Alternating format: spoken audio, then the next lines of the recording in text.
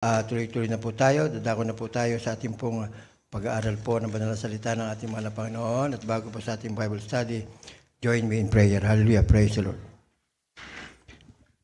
Heavenly Father, in your holy and mighty name, our Lord Jesus Christ, and through the reading prayer of our beloved pastor, Evangelist Wilde Estrada Meda, we all humbly come in your throne of grace, asking for your forgiveness from all of our sins that we have committed against you, Lord.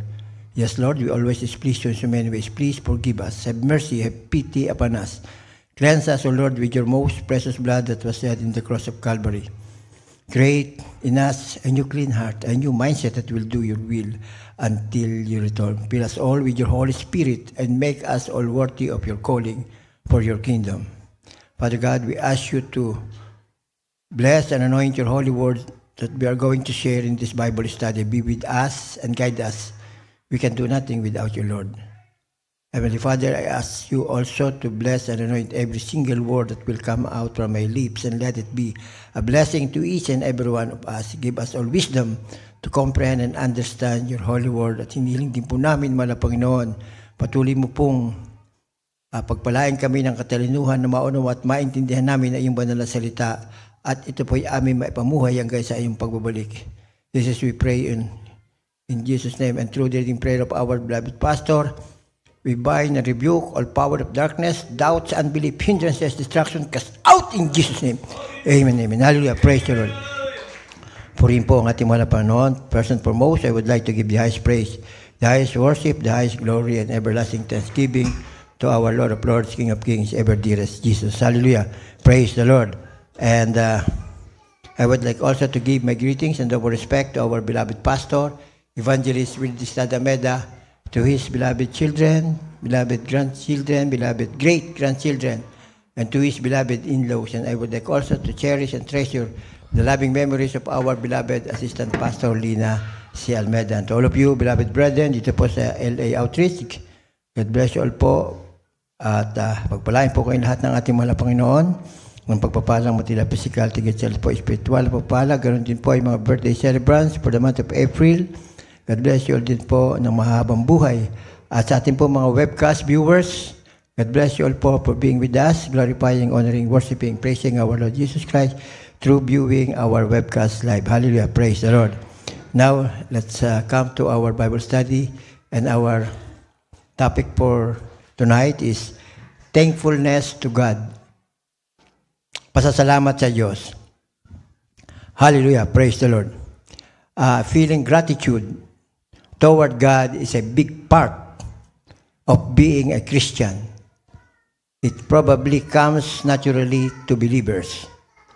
Through faith, we have access to God's wonderful gifts, from salvation down to the simple kindness He shows to us every day. As His child, it's almost impossible not to feel thankful. And true to His giving nature, God blesses us when we bless them, or we bless Him. There are wonderful benefits we receive when we lift our hearts to God in gratitude. Hallelujah. Praise the Lord. The Bible says it is good to give thanks to the Lord and sing praises to your name, Most High. Could you please read the first verse, Psalms 92, verse 1. Psalms 92, verse 1. It is good to give thanks unto the Lord and to sing praises unto thy name, O Most High. Sa Tagalog po, isang mabuting bagay ang magpasalamat sa Panginoon at umawit ng mga pagpuri sa iyong pangalan o kataas-taasan. Amen. Amen. Hallelujah. Praise the Lord. Purihin po ang ating mahal na Panginoon. Ating pong palakpakan po ang ating pong pinakamamahal na Panginoon sa Kristo sa kanyang banal na salita na pinaabot sa atin sa mga oras sa sandaling ito. Hallelujah. Praise the Lord. Sinasabi ng banal na kasulatan, magpasalamat tayo sa mahal na Panginoon at umawit ng mga papuri sa Kanya. Siya ang pinakamataas at makapangyarihan Diyos. Ang katotohanan ay ang bawat pagsisikap na umabot o nakakaabot sa Kanya o sa mahal na Panginoon ay nagpapayaman o nagpapayabong ng ating ugnayan sa ating mahal na Panginoon. Hallelujah, praise the Lord. Kapag po tayo ay talagang bukal sa ating mga puso at isipan ang pagpupuri sa ating mahal na Panginoon, ito po ang nagbibigay ng close, intimate relationship sa ating mahal na Panginoon. Dahil habang tayo po ay nagpupuri sa ating mahal na Panginoon, nalulugod po ang mahal na Panginoon, naluluwalhati po siya. At pinakikilala natin at tayo ay tunay na mga Kristiyanong mananampalataya ng ating pinakamamahal na Panginoong Jesucristo. Hallelujah. Praise the Lord. Ang pagpapala ng Diyos ay dapat maging motivation o pagganyak para sa pasasalamat. Bawat regalo ang binibigay at pagkilos na ginagawa sa kanyang pangalan ay nagbabalik sa ating lahat ng isang pagpapala. Lahat ng ating ginagawa na uukol sa ating mahal na Panginoon, may mga pagpapalang dumarating sa ating mga buhay. Halimbawa, kahit na ikaw ay nahihirapan sa buhay o may mga pinagdadaanan ka na halos hindi mo makayanan, subalit patuloy pa rin ang iyong paglilingkod sa ating mahal na Panginoon, patuloy pa rin ang pag-awit mo sa ating mahal na Panginoon. Ito, ikaw ay pagpapalain. At maaaring kaya nangyayari yun, may mga bagay na gustong baguhin sa iyo ang ating mahal na Panginoon. Nililinis tayo ng ating mahal na Panginoon kapag dumadating sa ating gano'n ng mga buhay. Hallelujah, praise. Kaya huwag kayong mag-aalala, huwag kayong malulungkot. Kung sa kabila ng ating ginagawang paglilingkod sa ating pagdalo natin ng 3 times a week, talagang sa kabila ng ating pagkabisi, tayo na andito upang mapupurihin ang ating mahal na Panginoon. Maghintay lang tayo sa tamang panahon dahil may plano o layunin ng ating mahal na Panginoon. Bakit niya hindi pa ibinibigay sa atin ang ating mga pangangailangan? Dahil ang nais niya ay talagang ikay manampalataya sa kanya ng lubos na kahit nga ano mangyari sa iyong buhay ay siya pa rin ang iyong papupurihan, siya pa rin ang iyong paglilingkuran. Ang ibig sabihin na tunay na ikaw ay mananampalataya ng ating mahal na Panginoon. Hindi mo iniisip na kaya ka lang maglilingkod o kaya ka lamang magpupuri sa ating mahal dahil sa mga pagpapala. Ang ating mahal na Panginoon ating pinupuri dahil siya ay siya. Siya ang may gawa ng langit at lupa. Siya ang ating Panginoon na ating tinanggap. Na tayo po ay bigyan niya ng kaligtasan na una natin tanggapin ang ating pinakamamahal na Panginoong Jesucristo. Hallelujah. Praise the Lord. Ano ba yung mga paraan na tayo ay pinagpapala o nakikilabang kapag ipinahayag natin ang pasasalamat sa Diyos? Unang-una po, we adjust our focus. Yung pong ating attention ay nakapokus po sa ating mahal na Panginoon. Basahin po natin ang Psalm 73, 26 to 28. Psalms chapter 73, 26 to 28. My flesh and my heart faileth, but God is the strength of my heart, and my portion forever. For lo, they that are far from thee shall perish. Thou hast destroyed all them that go whoring from thee. But it is good for me to draw near to God. I have put my trust in the Lord God, that I may declare all thy works. Amen. Sa Tagalog po, awit kapitulo 73, versikulo 26-28. 26, ang aking laman at ang aking puso ay nanlulupaypay, ngunit ang Diyos ay kalakasan ng aking puso at bahagi ko magpakailanman. 27, sapagkat narito, silang malayo sa iyo ay nangalilipol. Iyong ibinuwal silang lahat na nakikiapid sa nagsisihiwalay sa iyo. 28, ngunit mabuti sa akin ang lumapit sa Diyos, ginawa kung aking kalungan ng Panginoon Diyos upang aking maisaysay ang lahat ng iyong mga gawa. Hallelujah, praise the Lord. Napakahalaga ng 27 na sinasabi dito, sapagkat narito silang malayo sa iyo na nangalilipol. Ibig sabihin, kapag malayo tayo, hindi tayo natin nakakasunod, nakakatalima sa kalooban na ating malawa, hindi natin nagagawa ang kanyang kalooban, tayo po ay nalilipol, nawawala. Hallelujah, praise the Lord. At ang sinasabi ba, nakikiapid. Ano man nakikiapid? Dahil meron ka ng ibang sinasamba, hindi ang ating mahal na Panginoon, maaaring sinasamba mo ay ang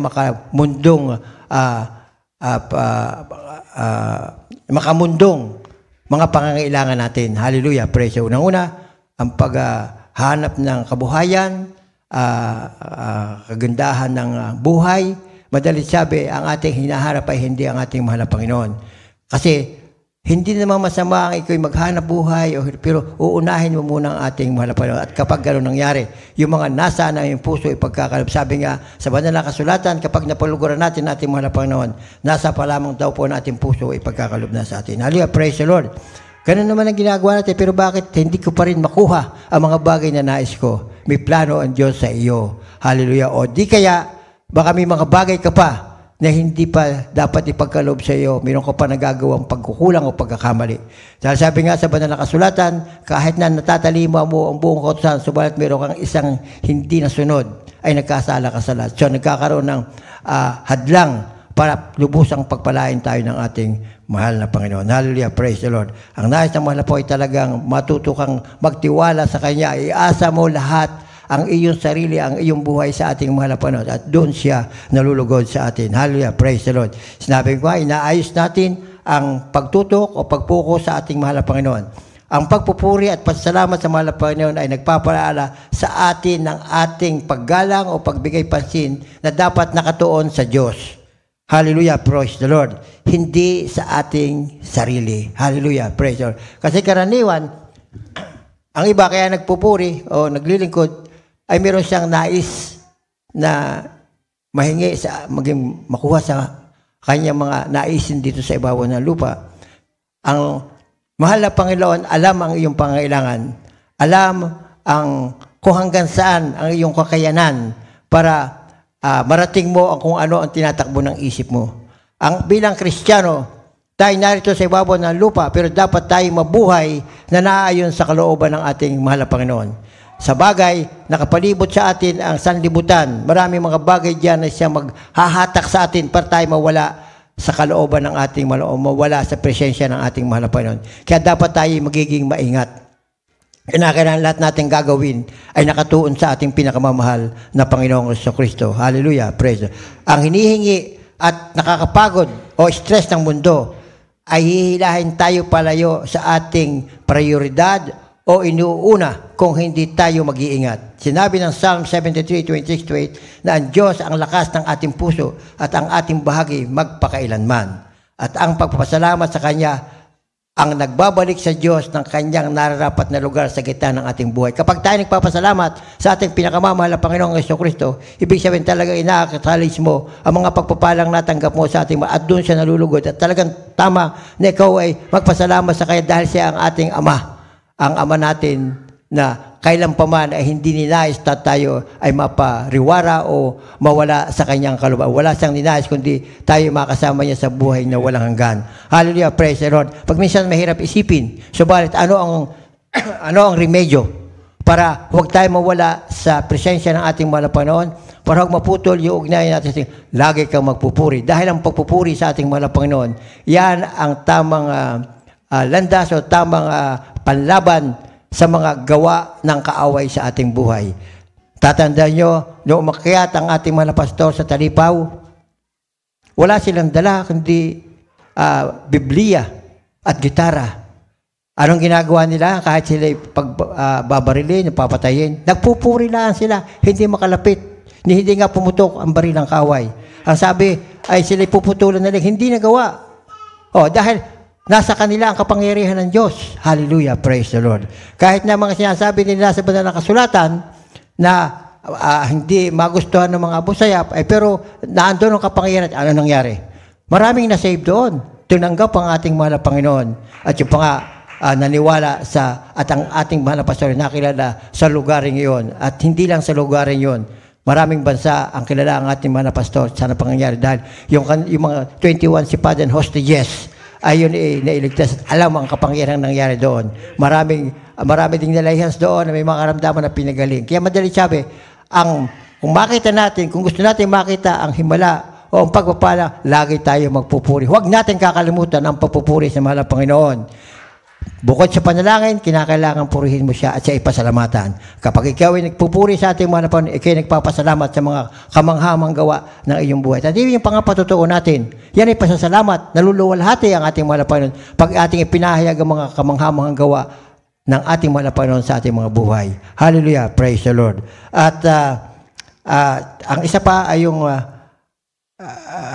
pinaalalahanan tayo ng ating pangangailangan sa mahal na Panginoong Diyos.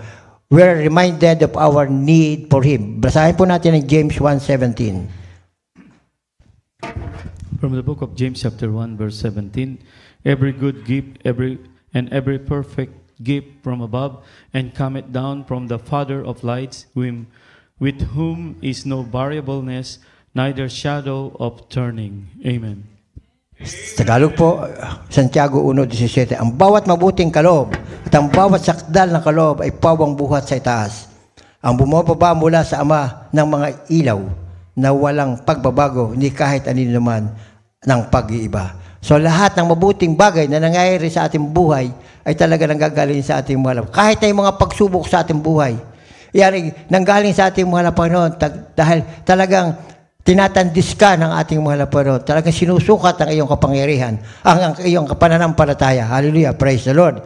Dahil kung maliit lamang ang iyong pananampalataya, baka hindi mo magawa ang mga malampasan ang mga pagsubok sa atin ng ating mahal na Panginoon upang tayo ay linisin ang lubusan ng ating mahal na Panginoon. Subalit dahil ikaw ay patuloy na naglilingkod, patuloy kang nagpupuri, patuloy ang pananampalataya mo sa ating mahal na Panginoon, lahat ng mga bagay na ating pagdaraanan ay ating malalampasan na wala tayong ibang inasahan kundi ang tulong at gabay ng ating mahal. At even sinabi ng mahal na Panginoon, hindi niya kailanman tayo kanyang iiwanan o pababayaan. Lagi tayong kasakasama niya. Kung paano tayo kasakasama, lagi tayo may ugnayan, lagi kang magpupuri. Lagi ang buhay mo nakatuon sa ating pong pinakamamahal na Panginoong Hesukristo. Pinaalalahan tayo ng ating pangangailangan sa mahal na Panginoon. Ang pagpapahayag at pagpapasalamat sa Diyos ay nagpapaalala sa atin ng ating lubos na pag-asa sa mahal na Panginoong Hesukristo. Maaari nating isipin na tayo ay may control at maaaring ipahayag ang ating mga asal o kilos.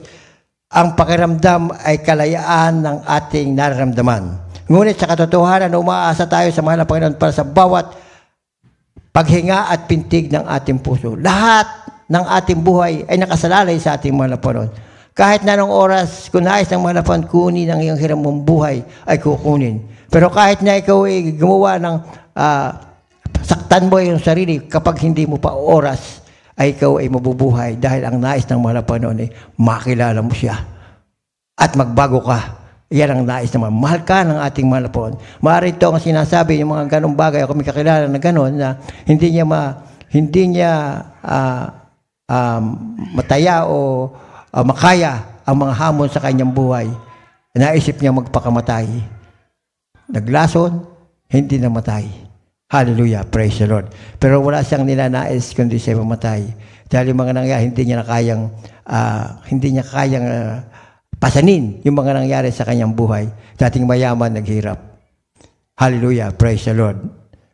Professional.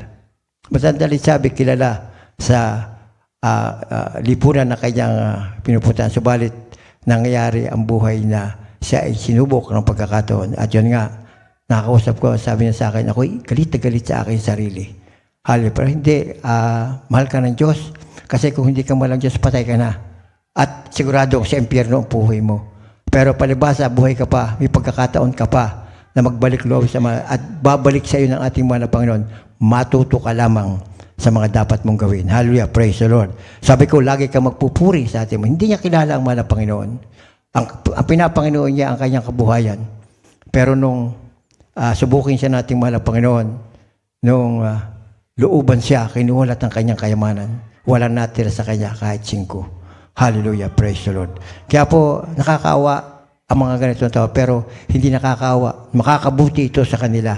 Dahil kung talaga ninais na ng mahal na Panginoon na mawala siya, hindi siya talaga nais na mahal na Panginoon magbalik loob, namatay na siya sa ginawa niya ngayon. Hallelujah, praise the Lord. Kaya po, nagpapasalamat ako sa mahal na Panginoon sa kabila ng mga ganitong pagsubok ay nasesharean ko ang taong ito at nagbabalik loob sa ating mahal na Panginoon. Ang sabi niya sa akin nung una, ako hindi naniniwala sa Diyos mo. Ang Diyos ko'y pera. Diyos, ang pera ay pinakamakapangyarihan sa lahat. Ay, ano nangyari sa kanya? Nanakawan siya. Inubos lahat ng kanya pera. Kaya hindi siya nagbabangko. Nakabolt lang yung pera niya.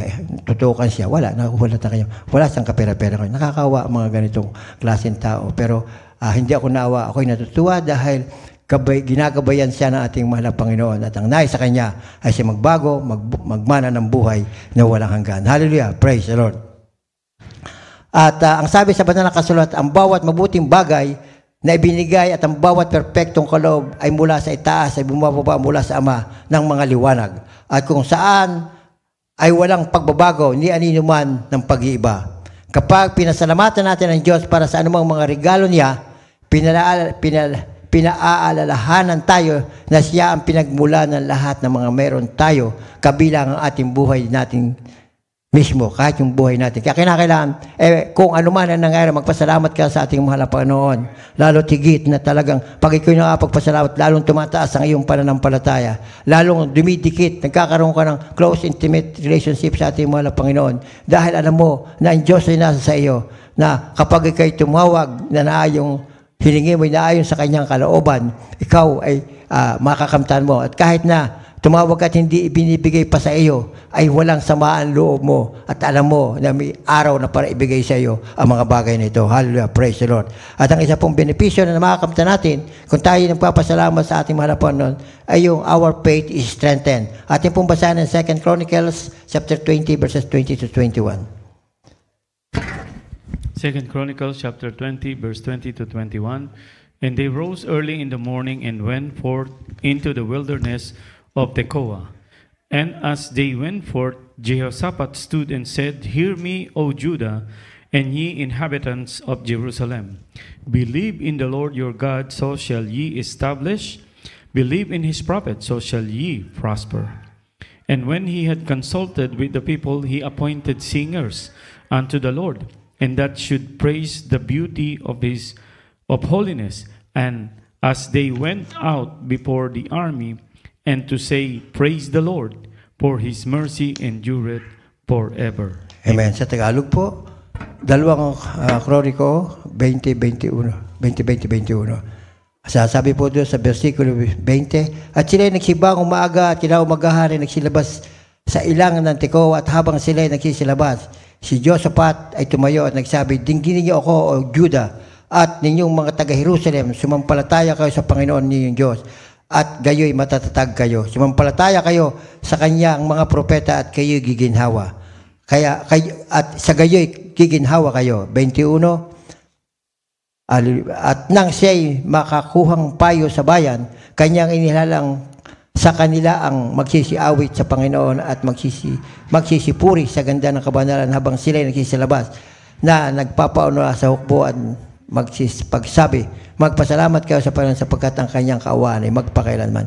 Ito mga versikulo ito nangyari noong ang Juda ay napapalibutan ng mga kaaway na natakot si Jehoshaphat, pero wala siyang ginawa kundi na nagluhod siya ating mahal na Panginoon.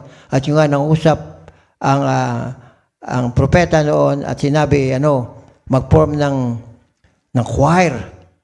At sila ay nag-form ng choir, nag-fasting. At nung pupunta na sila sa makikibaka doon sa mga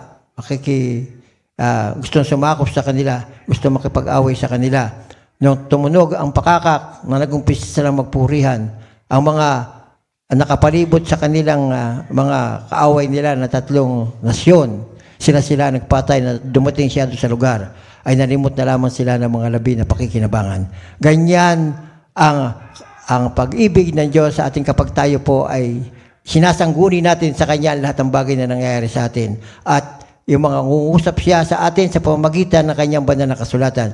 Kaya pag kayo may problema, magpuri kayo. Pag hindi pa rin alam, basahin nyo yung Biblia at mangungusap sa inyong Panginoon. Ituturo sa inyong gawin. Pero ang pinakamabuti dyan, kung ano man ang yung problema, magpuri ka sa ating mga Panginoon. At 100% ikaw ay Kanyang tutulungan. Hallelujah. Praise the Lord. Pinagtitibay ang ating pananampalataya kapag ito ang mga benepisyo kapag tayo nagpapasalamat sa ating mahal na Panginoon. Ang pagbabahagi ng ating taus-pusong pasalamat sa Diyos ay nagpapatibay sa ating pananampalataya habang inaalaala natin ang mga tiyak na paraan kung paano niya sinagot o sinasagot ang ating panalangin, tinutugunan ang ating mga pangailangan at kinakanlungan o pinuprotektahan tayo. Kung isasaalang-alang ang maraming paraan na ginawa ng mahal na Panginoon sa ating buhay, ay nagpapatatag ng pagtitiwala sa Kanya para sa hinaharap. Ilagak ang ating gawala at tayo ay makapagtiis. Magpasalamat tayo sa mahal na Panginoon sapagkat ang Kanyang katapatan ay walang hanggan. Kapag tayo ay nagpapasalamat at nagpupuri sa Kanya, ay sa Kanya nakakamangha kung paano lumalago ang ating pananampalataya. Kasi kapag talaga tayo nagpupuri sa ating mahal na Panginoon, yung mga impurities natin, yung mga weaknesses natin, natatanggal yan. At nagkakaroon tayo ng lubusang pananampalataya sa mga dahil na't nararamdaman mo ang banal na presensya ng ating mahal na Panginoon. Dahil everywhere tayo pumunta at tayo po ay nagpupuri sa ating mahal na ang Panginoon ay nakikinig sa atin. Wala tayo may paglilihim. Sabi nga kahit na bilang ng buhok mo ay alam ng ating mahal na Panginoon dahil siya ang lumalang sa atin. Alam niya lahat ang nangyayari sa ating buhay. Alam niya ang ating mga pangangailangan. Alam niya ang dapat na magawa natin. So kung halimbawa dumadaan tayo sa maraming pagsubok, magpuri ka lamang na magpuri sa ating mahal na Panginoon. Makikita mo, mararanasan mo ang tunay na pag-ibig sa atin at tunay na paglago at paglago pa na yung pananampalataya. At ang pang-apat po ay we are released from our anxiety. Basahin po natin ang Psalm 62:8. From the book of Psalms, chapter 62, verse 8, trust in Him at all times. Ye people, pour out your heart before Him. God is a refuge for us. Selah. Awit 62:8. Magsitiwala kayo sa Kanya buong panahon. Kayo mga bayan, buksan ninyo ang inyong dibdib sa harap Niya. Diyos ay kanlungan sa atin.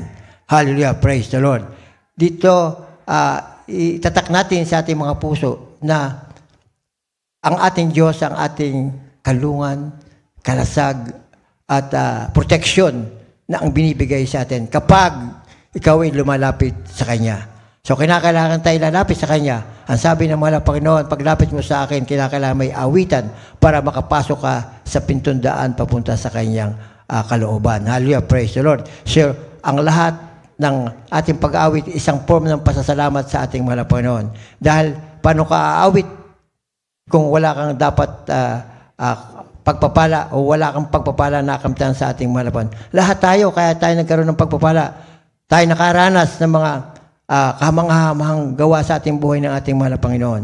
Mga karamdaman, pinagaling, mga binago ang ating buhay dahil masama ang ugali mo. Dati ikaw ay may bisyo pero tinanggal lahat ng ating mahal na Panginoon at nasusunod mo ang Kanyang kalooban na naaayon sa Kanyang banal na kasulatan. Hallelujah, praise the Lord. Pero may maliliit na bagay na nakakaligtaan natin na ating sundin. Kapag tayo ay pinagtiwalaan o ginagamit ng ating mahal na Panginoon, gawin natin kung saan ang nais ng mahal na Panginoon, kung saan Kanya nais gamitin. Hallelujah, praise the Lord. Basta madali sabi, bibigyan mo ng prioridad ang ating mahal na Panginoon. Ang ating ginagawang ito ay hindi para sa sarili natin. Ang ginagawa natin ito na sama-sama tayo nandito nagpupuri ay para sa ating mahal na Panginoon. Nakikita ng mahal na Panginoon ang ating ginagawa, maliit man o malaki ang ating obligasyon o ginagawa dito sa ating church. Ito ay nakikita naman at ang mahal na Panginoon ay nalulugod. Kaya tayo nasa ilalim lagi ng Kanyang protect. Yun ang lagi nating tatandaan. Dahil kung hindi ganoon na nasa takbo ng isip mo, ay dinadaya ka ng kaaway.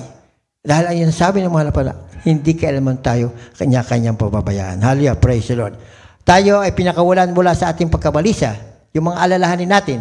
Ang pagpapahalaga sa Diyos ay nagpapagaan ng anumang alalahanin na gumugulo sa ating pag-iisip. Papalabo ng ating mga damdamin, yung nagkakaroon ng doubts, yung nagkakaroon ka ng agam-agam sa iyong buhay at nagdudulot pa ng mga tensyon sa ating pisikal na katawan. Epektuhan kapag ikaw laging may problema, kung ano-ano naisip yun nga, paglalaon, ay nawawala ka na sa sarili. Dahil ang iniisip mo yung problema. Huwag mong isipin ang problema. Ang isipin mo ay paano mo pupurihan naman at ikaw ay siguradong tutulungan ng ating mahal na Panginoon. Pangako niya ito na sabi, kung kayo nabibigitan at sa inyong mga dinaras, lumapit kayo sa akin ang Kanya pumatok kay magaan. Ibigay natin lahat sa ating mahal na Panginoon. Mismo ang mahal na Panginoong Jesucristo ang sabi nito, tayo Kanyang mga anak, mula ng ating tanggapin siya bilang ating Diyos, tayo naniniwala sa Kanya. Tayo may karapatang tawagin na anak ng Diyos. Tayo mga Kristiyano, mga nagtitiwala sa ating mga, tayo po ang adopted son or daughter ng ating mahal na Panginoon. Hallelujah, praise the Lord. Kung yung ating mga magulang sa laman ay mahal na mahal tayo, how much more yung ating magulang sa pananampalataya. Na kaya nilikha ang tao ay para sa magpuri sa Kanya. Dahil nang likhain ng tao, siya niyang ipapalit kay Satanas, kasi si Satanas ay siyang worship leader sa langit. Ayun nga, ang gusto siya maging mataas pa sa Diyos. So, siya itinapon nawala doon. At naglikha siya ng tao para siya ang gamitin upang magpuri sa Kanya. Kaya ang purpose at layunin ng ating mahal na Panginoon ay ating siyang papurihan kahit na hindi doon sa ibabaw ng lupa. At habang tayo nagpupuri sa ating mahal na Panginoon, tayo ay Kanyang nililinis. Hallelujah. Praise. Hindi natin palagi nakikilala ang napakalaking pagdududa at matinding paghihirap sa bawat aspeto ng ating pagkatao. Ang pagpupuri sa Diyos para sa Kanya lamang at ating ginagawa ay nagdudulot ng kaginawahan mula sa mga panggigipit ng buhay at lubos na kailangang kapayapaan. Kinikilala ng banal na kasulatan na kailangan natin ng kanlungan sa bawat sandali o bawat panahon. Ang pagpapalaya na naranasan natin kapag ibinubuhos natin ang mga pasanin ng ating puso sa Diyos ay nakakatulong ng malaki sa kalusugan ng katawang mental, pag-iisip at espiritual. Yan po ay sinabi sa 62:8 na magtiwala kayo sa Kanya buong panahon, kayong mga bayan, buksan ninyo ang inyong mga dintib sa harap Niya. Siya ay kanlungan para sa atin. Hallelujah! Praise the Lord! Di po ba ang kanlungan ay pag ikaw'y nainitan, nakakalong, hindi ka nainitan. Kapag naulan, ikaw'y nakakalong, hindi ka nababasa. Hallelujah. Kaya po itinatawag na kanlungan. Siya ang protection natin. At even sinabi niya sa banal na kasulatan, nasasaway niya ang mananakmal alang-alang sa atin. Yan ay isa sa pangako ng ating malaban kung ikaw ay magkakaloob ng iyong ikapo at handog. Hallelujah. Praise the Lord. At ang panglima po ay we're not even ones who benefited. Hindi lamang tayo ang nabebenepisyo kapag tayo po ay nagpapasalamat at nagpupuri sa ating malaban. Basahin po natin ang last verse po natin, Psalms 44:8. At maganda na po ang mga awit. Hallelujah. Praise the Lord. Psalms 44:8. In God we boast all the day long and praise thy name forever. Amen. Awit 44. Sa Diyos ay naghahambog kami buong araw at nagpapasalamat kami sa iyong pangalan magpakailanman. Hallelujah. Hindi lang tayo ang makikinabang. Ang mga nakakakita o nakakarinig sa atin na tayo nagpapasalamat sa mahal na Panginoon ay pinagpapala dahil po marami sa mga kapatiran na kaya nakakilala sa mahal na Panginoon dahil napakinggan nila ang mga patutuo ng mga kapatid, mga kamanghamang gawa sa kanilang mga buhay. At kanilang ginagaya ito, yung mga karamdamang mamamatay na, tinanggihan na ng doktor, ay manampalataya sa ating kongregasyon sa mahal na Panginoon, ay bunuhay. Binigyan ng mahahabang buhay. Hallelujah, praise the Lord. Maraming mga bagay na kaya nakatanggap o nakakilala ang ating kapwa-tao ng Diyos ay dahil sa mga patutuo at pasasalamat natin sa ating mahal na Panginoon. Kapag may nakarinig sa atin na pinupuri ang mahal na Panginoon, nakikinig sa ginagawa niya sa ating buhay. Pinakikinggan nila ang mga ginawa ng mahal na Panginoon sa atin. Sasabihin siya, masubukan ko rin kaya ito. Lumapit din kaya ako sa mahal na Panginoon. At maaaring yung makanya, pagka wala ka nang pupuntahan, wala ka na ibang magagawa sa buhay mo, kundi lumapit siya upang makita mo ang pagpapala ng ating mahal. Ito ay ginagamit ng ating mahal na Panginoon ng mga ganitong mga bagay para tayo po ay makakilala ng lubos ng ating at lumakas ang ating at magkaroon tayo ng pananampalataya sa ating mahal na Panginoon.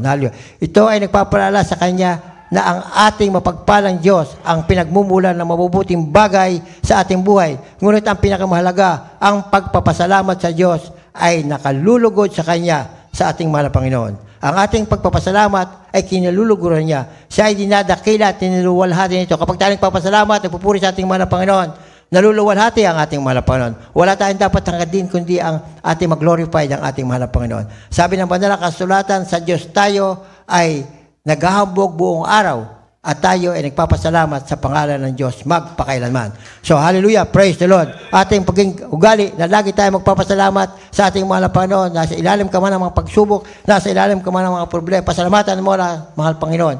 Dahil ang mahal na Panginoon na sa iyo, lalampasan mo ang lahat ng mga pagsubok, malalampasan mo lahat ng problema, mabibigyan ka ng provision ng lahat ng mga pangailangan mo. Purihin po ang ating mahal na Panginoon at ating pong awitan ng isang makalangit na awitin po ang ating pong pinakamamahal na Panginoong Kristo.